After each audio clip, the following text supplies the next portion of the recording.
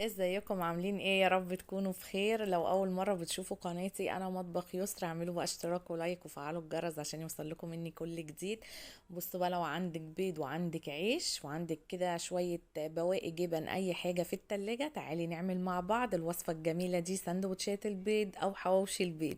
يلا بينا بقى نبتدي ونشوف المقادير بتاعتنا هنعمل ايه.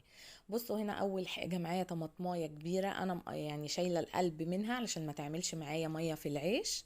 ومعانا هنا هو كمان فلفل الوان وفلفل اخضر. ولو حابه ان انت بتخليها يعني سبايسي حاميه معاكي كده، ممكن تحطي فلفل حامي.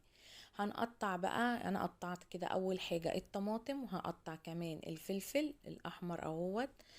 يعني الوصفة دي هتنفع معاكي في الفطار، في الغدا، في عشاء، يعني في اي وقت هتحبيها جدا يعني، وهتعمليها جربوها وقولولي ايه رأيكم بقى ايه فيها. بس كده، وهنقطع كمان الفلفل الاصفر، وهنحط كده كله بقى مع بعضه في البولة.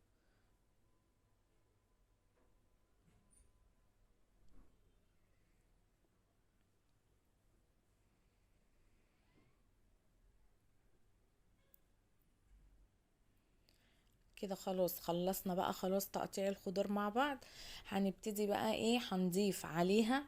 يعني انا هنا كان عندي دوت الطبق ده، طبق اسمه طبق خلطة البيتزا، انا بجيبها من فتح الله، بتبقى بقى فيها كل حاجة.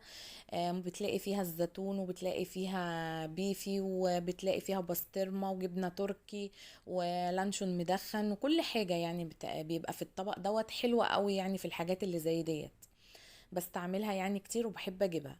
بصوا هنا بقى هنضيف عليها الثلاث بيضات، وحطيت عليها هنا هو معلقه صغيره من البابريكا ورشه من الملح، بس ما حطيتش فلفل اسود علشان هي كانش يعني ايه فيها فلفل اسود، فانا ما رضيتش ان انا احطها علشان يعني ما تبقاش حاميه قوي.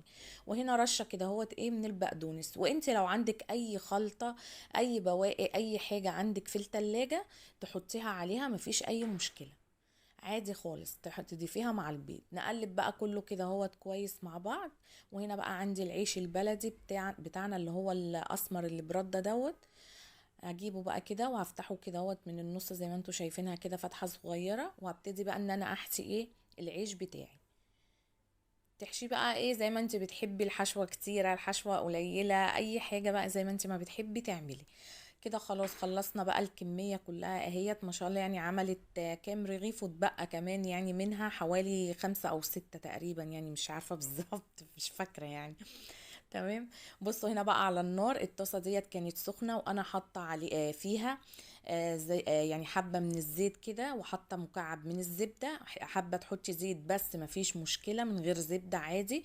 هنا بقى كانت الطاسه ايه معايا، يعني حسيت ان هي هتبقى الرغيفين فيها يعني مش هينفعوا مع بعض، جبت بقى طاسه تانية وحطيت الرغيف التاني فيها، قلت عشان انجز يعني كده ايه في الوقت. وبتبقي موطيه النار خالص عليها وبتغطيها، واول بقى ما يبتدي الوش من تحت ان هو يحمر، بتقلبيها على الناحيه التانية وتغطيها برضو لحد ايه ما يحمر معاكي. هنا دوت كده كانت الطاسه دي كده معايا خلاص، خلصناها اهوت مع بعض.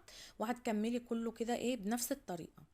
هنا هو ديت برضو كانت لسه شويه، فاستنيت بقى عليها لحد ما تخلص. وكده انا بعد بقى ما خلصت كله، بص بقى جمال العيش معانا، يعني هتسميها سندوتشات زي ما قلنا، او حواوشي سندوتشات البيض او حواوشي البيض.